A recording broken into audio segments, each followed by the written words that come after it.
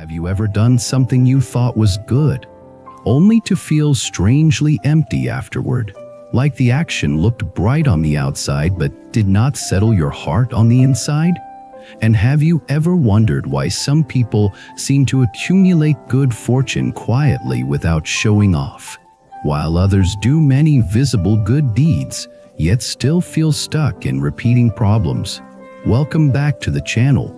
Tonight we are going to talk about hidden virtue, the kind of merit that does not need applause, does not need a receipt, and does not need a dramatic story to prove it happened. We will also talk about why the fastest path is often not the most visible path. Many people think merit is mainly about big actions like releasing animals, donating money, sponsoring a ceremony, or making a public pledge. Those actions can be good when done with wisdom, but there is a deeper teaching that keeps showing up across Buddhist stories and everyday life. The strongest merit often comes from how you treat what is close, inconvenient, and easy to overlook, especially beings who cannot argue with you, cannot flatter you, and cannot reward you with status. So let me tell you a story. Not a story to shame anyone, and not a story to attack charity. A story to reveal something simple. Karma does not only respond to what you do, karma responds to what you repeatedly train inside your mind while you do it. There was a man named Raymond who loved spiritual content. He watched videos, listened to talks, read short quotes, and saved them like bookmarks for motivation. He was not a bad person. He was the kind of person who wanted to be better, but he wanted to be better in a way that still felt comfortable. He liked clean actions with clear labels: donate, release, chant, attend. He liked the sense of completion. Raymond also had a pet, a small dog named Miso. Miso was not a symbol of spirituality. Miso was just a living being. Miso needed food on time, walks even when the weather was unpleasant, vet visits that cost money, patience when accidents happened, and attention when Raymond was tired. Miso also had emotions that were obvious and honest: excitement, fear, confusion, trust. At first Raymond treated Miso well, but over time his life got busy. Work pressures increased. His sleep got worse. His attention became scattered. The dog began to feel like one more task on a long list. Raymond did not become cruel in a dramatic way. He became careless in a quiet way, which is often how real karma is created. He would delay walks and tell himself the dog would be fine. He would scroll on his phone while the dog tried to make eye contact. He would shout when the dog barked, as if the dog was trying to insult him. He would complain about vet bills as if the dog was a burden rather than a responsibility he had chosen. At the same time, Raymond began to do more visible good deeds. He started donating to causes, posting about it, sharing links, talking about generosity with friends. He attended a weekend event about compassion. He even participated in an animal release ceremony once, where people bought fish and released them into a river. He felt good that day. He took photos. He felt like he had done something meaningful. Then something happened that turned his life into a mirror. One evening Miso got sick. Not a dramatic movie sickness, but real sickness. Appetite dropped. Energy faded. The dog hid under a chair. Raymond felt annoyed at first because he was tired and he had plans. Then he felt fear because he realized he might lose something he had taken for granted. He rushed Miso to a clinic. The vet explained that it could be treated, but it would require consistent care, medication, and follow-up visits. The vet also asked a simple question that landed like a stone. How long has this been going on? Raymond hesitated. He realized he did not know. He had been present in the same house, but He had not been present. He had watched the dog every day, but he had not seen the dog. He paid the bill, drove home, and sat on the floor next to Miso. The dog looked at him with tired eyes, still trusting, still gentle. Raman felt something rise in his chest, not just sadness, but shame. The shame was not about money or ceremonies. The shame was about neglecting the being that depended on him the most. That night, Raymond could not sleep. He replayed his recent months and realized something he had never wanted to admit. He had treated public goodness like a way to avoid private responsibility. He had used visible virtue as a mask for invisible impatience. And this is where the teaching begins. A friend of Raymond, an older woman named Clara, had a calm presence that made people feel both safe and exposed. She visited the next day to check on Miso.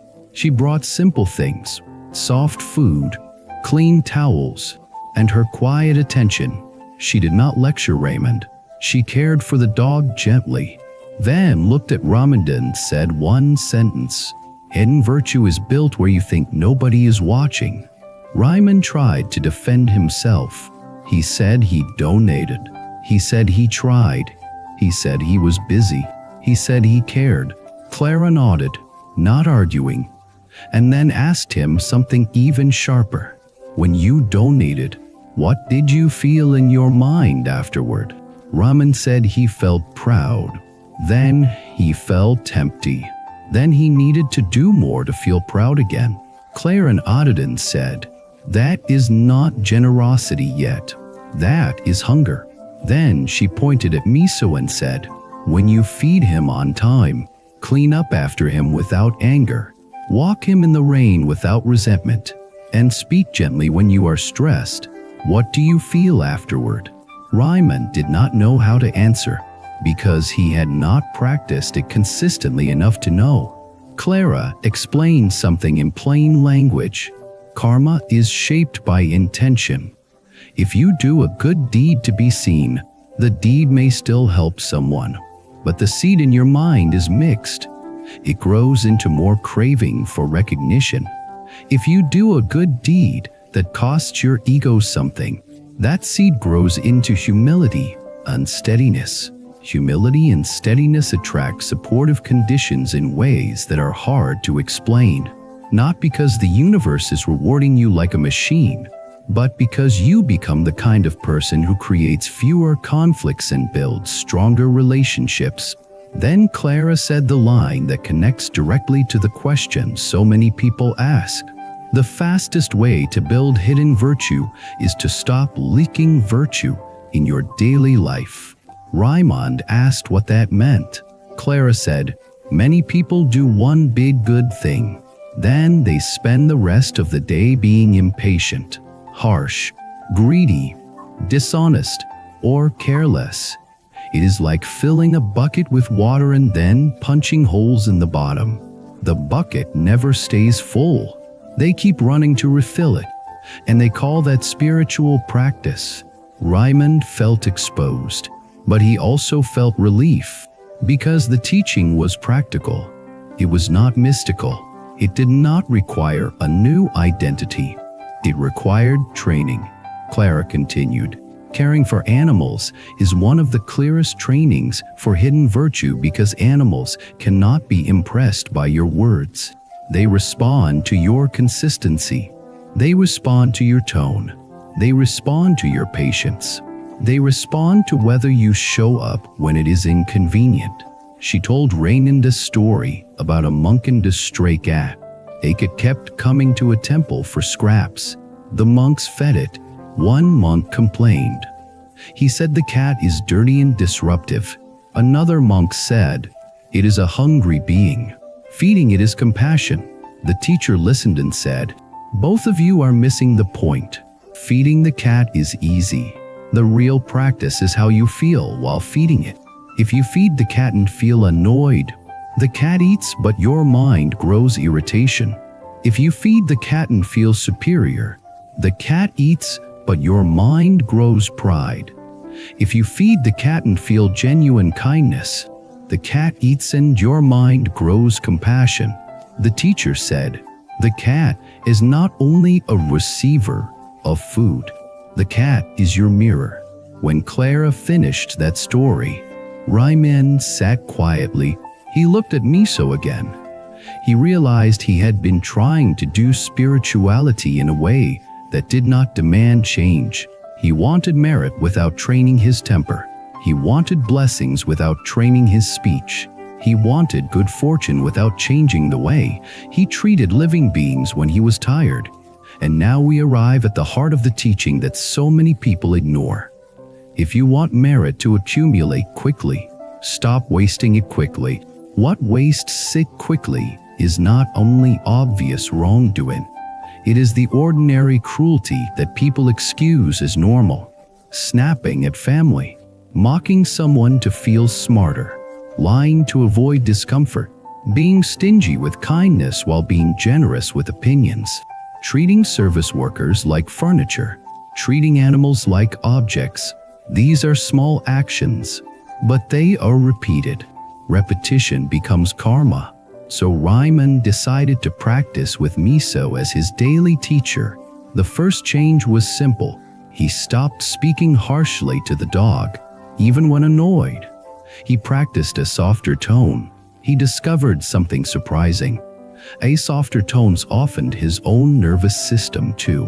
When you speak gently, your body learns gentleness. The second change was even more important. He stopped bargaining with responsibility. When it was time for the walk, he walked. When it was time for the medication, he gave it. When it was time for the vet, he went. He noticed how many times he used to delay because he wanted comfort. He realized comfort seeking had become a habit that ruled him. That habit was not only hurting Miso, it was hurting his destiny, because it was training him to be unreliable. Reliability is a form of virtue that creates blessings. People trust reliable people. Trust creates opportunity. Opportunity creates stability. Stability creates space for more practice. The third change was invisible but powerful. He practiced gratitude toward the being that depended on him. He began to see that Miso was not taking from him. Miso was giving him a daily chance to practice compassion without performance. As weeks passed, Miso recovered. The dog slowly returned to normal energy. The house felt warmer. Ryman felt lighter, not because his life became perfect, but because his conscience became cleaner. Clean conscience is a kind of rest. Then something else shifted. Ryman noticed his behavior with humans improving too. He became less reactive at work. He apologized faster when he was wrong. He stopped using sarcasm as a shield. He listened more. He complained less. He did not become a saint. He became more awake. This is why the teaching says the fastest method is often not money or ceremony. It is cultivation. Now let us talk about the part that confuses many people, the practice of releasing animals. Releasing can be compassionate when done wisely, but it can also become harmful when done ignorantly. People sometimes buy animals from sellers who capture or breed them for profit, which can create a cycle of harm. People sometimes release animals into environments where they cannot survive. They do a visible act and accidentally create suffering. The intention might be good, but the wisdom might be missing. In Buddhism, compassion without wisdom can become a kind of harm because it creates results you did not foresee. So the deeper teaching is not do not release or do not donate. The deeper teaching is do not use visible acts to replace daily ethics. Daily ethics are where hidden virtue grows. Ethics sounds heavy, but it can be very simple. Do you speak truthfully when it costs you something? Do you keep your promises when it is inconvenient? Do you restrain anger before it becomes speech? Do you treat weaker beings with patience? Do you stop yourself from taking advantage of kindness? Do you stop yourself from enjoying gossip that hurts someone? These are not dramatic, they are daily. This is why they build hidden virtue fast. Because you have many chances every day. Let me bring this closer to your own life with another story that might feel familiar. There was a young woman named Jenna who did not have much money. She wanted to do good, but she could not afford big donations. She felt inferior when she saw people giving large amounts and being praised. She thought, I cannot build blessings. Then she started volunteering at an animal shelter once a week. She cleaned cages, helped with feeding, sat quietly with frightened animals, and learned to be calm when a dog barked aggressively from fear. At first, she did it to feel useful. Over time, it did something deeper. It trained her to be steady under discomfort. One day, an older volunteer told her, the shelter is not only for animals, it is for humans to practice compassion. Jenna realized something. She could be kind without money. She could build hidden virtue through attention, patience, and reliability. Months later, her life started to shift, not by magic, but by cause and effect. She made friends at the shelter. One friend recommended her for a job. Another friend helped her learn new skills. She gained confidence from being consistent. She stopped feeling powerless. Her mind became calmer. She slept better. She became less anxious in relationships because she had learned how to care without control. This is karma in motion. Hidden virtue becomes visible blessings over time, not because it is a bargain, but because it changes who you are. Now let us address the phrase pet's karma. In Buddhist stories, animals are not only animals, they are beings with consciousness, fear, comfort, attachment, and suffering. How you treat them matters because it reveals your mind. A mind that is careless with powerless beings is training carelessness. A mind that is patient with powerless beings is training patience. If you shout at a pet because you are stressed, you are planting a seed of cruelty in your speech. That seed does not stay contained. It leaks into how you speak to family, co-workers, and eventually yourself. If you neglect a pet because you are busy, you are planting a seed of avoidance. That seed becomes a habit in other responsibilities too. Avoidance grows and then one day your life feels unstable, and you do not know why. If you care for a pet with sincerity, you train devotion. Devotion becomes a stable heart. A stable heart creates stable choices. Stable choices create a stable life. So when a teaching says people ignore this, it means people do not see that the spiritual path is not only in temples. It is in kitchens, living rooms, sidewalks, vet clinics, and ordinary moments when nobody is clapping for you. Now, some viewers might not have pets. That does not mean this teaching does not apply. The principle is the same. How do you treat weaker beings in any form? How do you treat the elderly? How do you treat children? How do you treat strangers? How do you treat people who cannot help you? How do you treat yourself when you fail? Hidden virtue grows in those moments. Now we arrive at a very practical conclusion. If you want to build hidden virtue fast, do not search only for dramatic methods. Start by sealing leaks. Seal the leak of harsh speech. Seal the leak of small dishonesty. Seal the leak of impatience. Seal the leak of resentment. Seal the leak of pride. Seal the leak of neglect. Then, when you do donate or participate in any ritual, it becomes cleaner. The action is not feeding ego, it is expressing compassion. Raymond eventually continued donating, but he stopped posting about it. Not because posting is always wrong, But because he realized his mind was addicted to being seen as good, he chose to train a different mind. He gave quietly, he served quietly, he practiced quietly, and here is what happened. He felt more peace, his relationships improved, his work became steadier, his home felt warmer. He still faced challenges, but he faced them with more patience. That is what it means to thicken blessings. Not perfect life, but supportive conditions and a mind that can hold them. Now I want to share a reflection that many people feel once they truly understand this. Sometimes the greatest merit is not what you add to your life. It is what you remove. Remove cruelty from your tone. Remove impatience from your hands. Remove arrogance from your assumptions.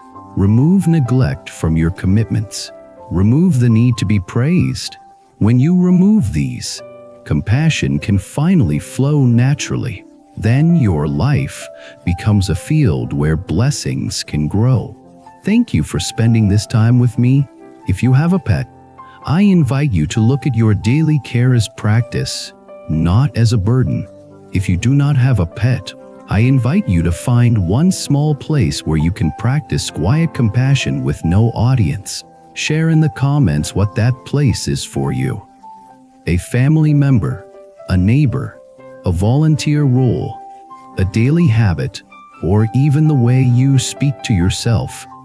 If you want to support the channel, subscribe, like the video, and leave a comment. It helps these long-form teachings reach more people who need steady wisdom. Until next time, protect your karma in small moments, practice compassion where it is inconvenient, and let hidden virtue become the quiet strength that shapes your destiny.